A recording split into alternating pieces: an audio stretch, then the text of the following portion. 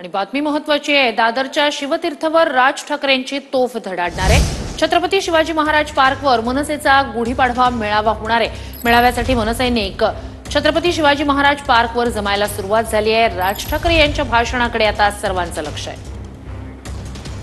थेट या सगळ्या संदर्भात अधिक जाणून घेऊया आपले प्रतिनिधी विनायक डावरुंग यांच्याकडनं। विनायक, आता सगळ्यांचं लक्ष असणार आहे ते म्हणजे राज ठाकरे काय बोलणार याकडे। मनसैनिक जमायला सुरुवात झाली असेल, तुम्ही आम्हाला तिथली दृश्य दाखवू शकाल, अपडेट्स देऊ शकाल? श्रुती बरोबर आहे। मनसेचा गुढीपाडवा मेळावा जो आहे तो दरवर्षी होत असतो। यंदा सुद्धा आपण जर पाहिलं तर भव्य असा स्टेज जो आहे तो उभारण्यात आलेला पाहायला मिळतो। या स्टेजवरूनच मनसे अध्यक्ष राज ठाकरे जे आहेत ते कार्यकर्त्यांना, नेत्यांना, सगळ्यांना संबोधित जे आहे ते करणार आहेत। खऱ्या अर्थानं गुढीपाडवा मेळावा जो आहे तो दरवर्षी कार्यकर्त्यांसाठी एक ऊर्जा देणारा असा हा मेळावा असतो। पक्षाचा अध्यक्ष जो आहे तो वर्षभराची शिदोरी जी आहे ती पक्षाची भूमिका जी आहे ती जाहीर करत असतात। आज सुद्धा 7 नंतर हा मेळावा जो आहे तो या ठिकाणी सुरू होईल आणि मनसे अध्यक्ष राज ठाकरे यांचं भाषण जे आहे ते 7:30-8च्या दरम्यान होणार असल्याची माहिती मिळते। सध्या राज्यातली जी स्थिती आहे या स्थितीवरती मनसे अध्यक्ष राज ठाकरे जे आहेत ते भाष्य करू शकतात।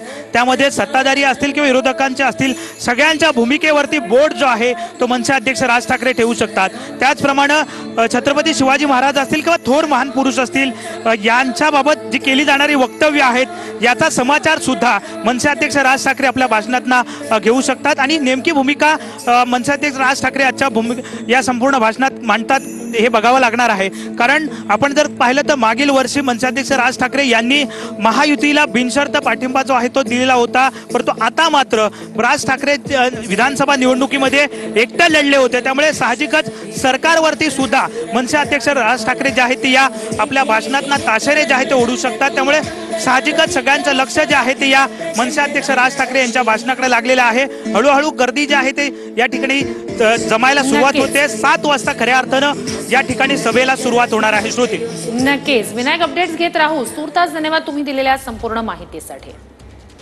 एवढा स्पष्ट वक्ता कोणीही नाही। सगळेजण आपलं हातचं राखून गोडून गुलाबीनी गोंजाराने बोलतात।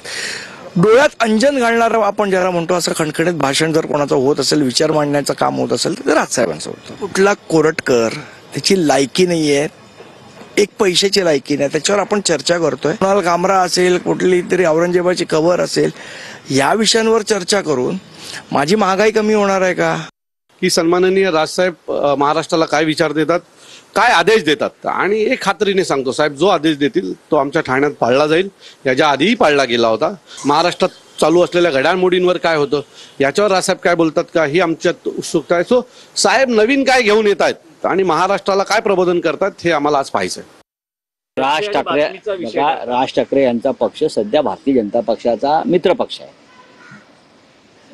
आता मित्र पक्षाचा भाजपच्या मित्र पक्षाचा तो मेळावा आहे, त्याच्यामुळे त्यांची भूमिका मी पाहतो ही भाजपा धर्जनी किंवा मोदी अमित शहा यांना धरून असते।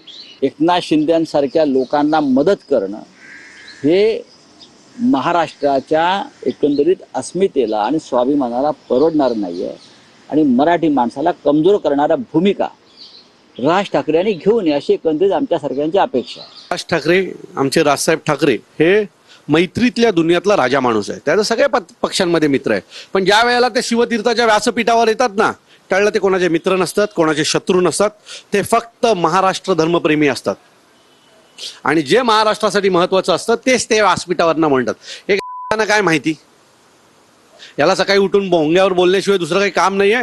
तुम्ही आज राजसाहेबांचं भाषण ऐका, हा महाराष्ट्राच्या उपयोगाचा असेल, महाराष्ट्राला प्रबोधन करणारा असेल, हिंदुत्वाला जिवंत ठेवणारा असेल।